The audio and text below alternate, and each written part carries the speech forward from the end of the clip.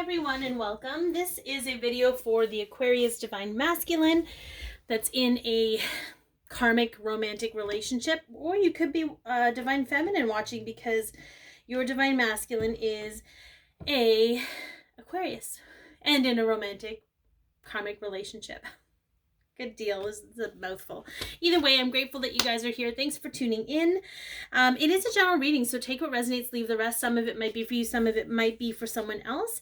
And if you like twin flame videos and you like Aquarius videos, I highly recommend you hit the subscribe button with the bell so that you can be notified when I post new videos. Now, this is a unique video series, so the spiel is going to be a little bit longer today.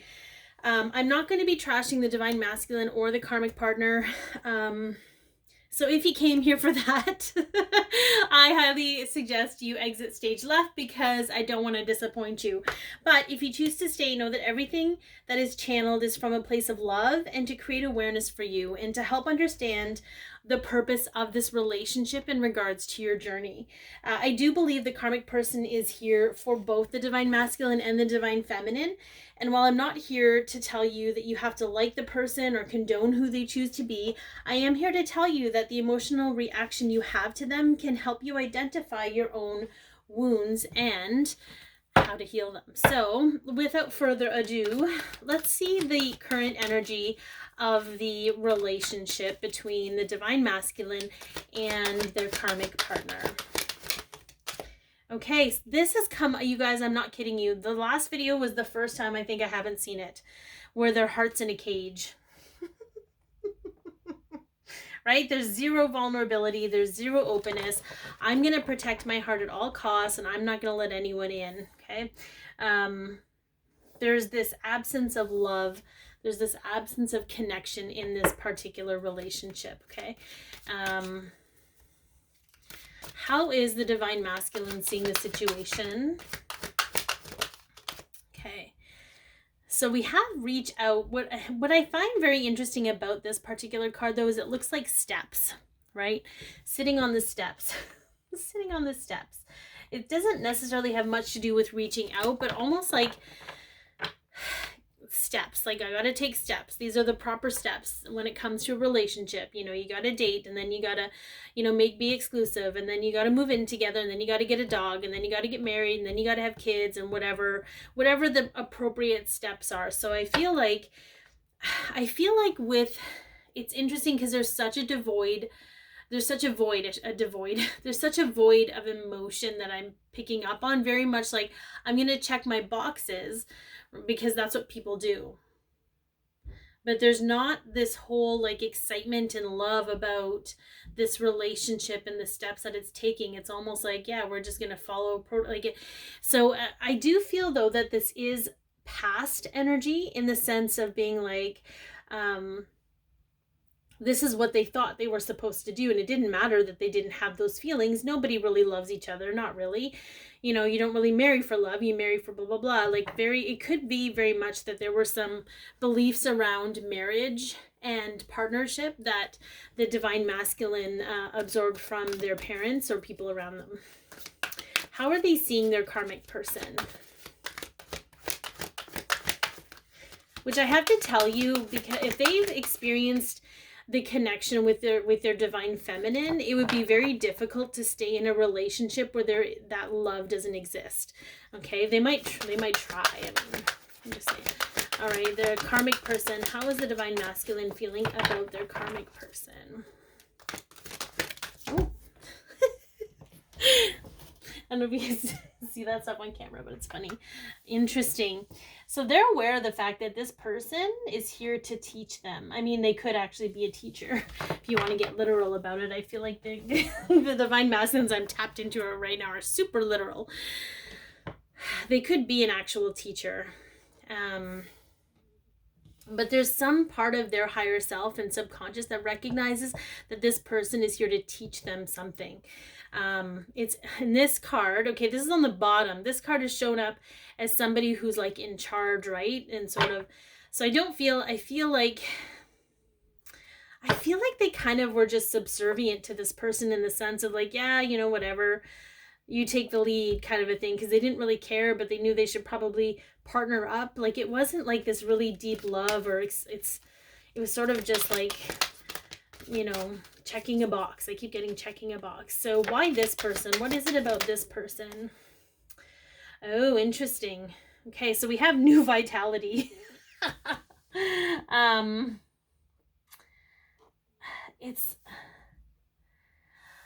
It's almost, okay, so what they're showing me, like the bottom of the flute looks like flames coming out. So there could be an intensity to this person. They're breathing it in, though. They're breathing this new vitality. And when it comes to karmic stuff, they're breathing vitality into the toxic energy in order for it to become obvious. If you think about, you know, anytime we've seen people really wake up and start questioning things, it's been through some kind of intensity. It's been through some kind of audacity, or like, I can't believe this is happening. So it's kind of that energy where, because you have somebody, you have a divine masculine that's kind of void of emotion and kind of just going through the motions, if you will. And then you have this energy it has to be, I keep hearing audacity. This person has to have the kind of audacity.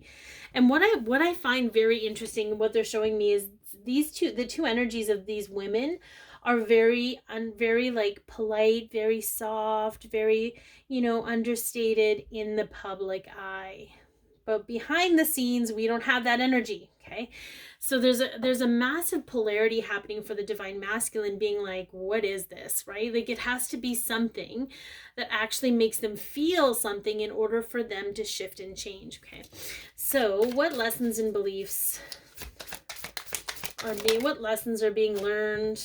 We got the 5 of Cups. No crying over spilled milk over here. 4 of Wands.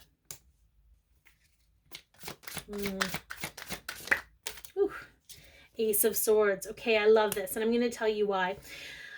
I feel like there's some kind of reconciliation around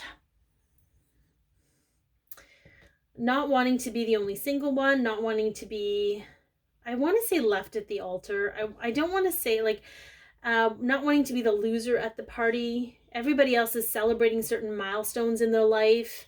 And I feel like it might be past energy. So they could be in a marriage, in a higher level of commitment, wanting to just keep up with the Joneses and really just not emotionally invested in it at all. So I feel like there's some kind of reconciliation, aha moment with the Ace of Swords. It is a victory card, but it's also the card where we get to see things in a new light. We get to think about things in a new way.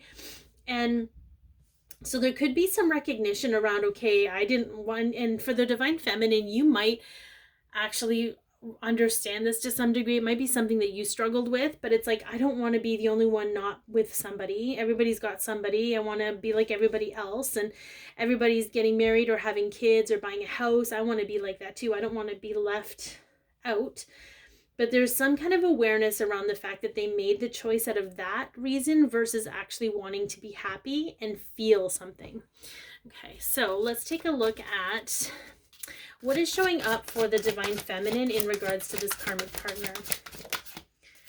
Okay, so we have the knight. Whenever I see this card on the feminine side, I'm like, someone's going to war. And it's because it's truth bomb energy. Like, I love that. I don't know if you can see the cat's face very well, but the cat's like, oh, here we go. Okay, but there's something about, I feel like the divine feminines in this case, which is very interesting to me, because they're all about authenticity. They're all about, you know what you see is what you get. And that's really the true way to be. So somebody who's very different in the public, but different behind the scenes would irritate the crap out of this kind of divine feminine, just so you know. Okay.